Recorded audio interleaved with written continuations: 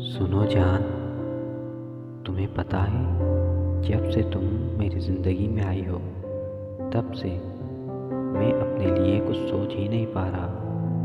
जो भी ख्याल आता है बस तुम्हारा।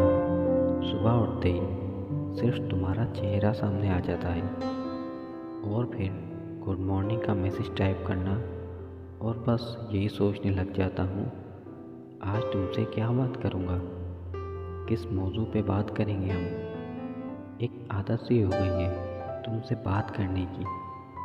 तुम्हें एहसास भी नहीं होगा कि तुम मेरे लिए कितना ज़रूरी हो। तुमसे दिन की शुरुआत होती है और ख़त्म भी तुम ही से होता है। ना तुम्हारे सिवा था कोई और ना कोई आएगा।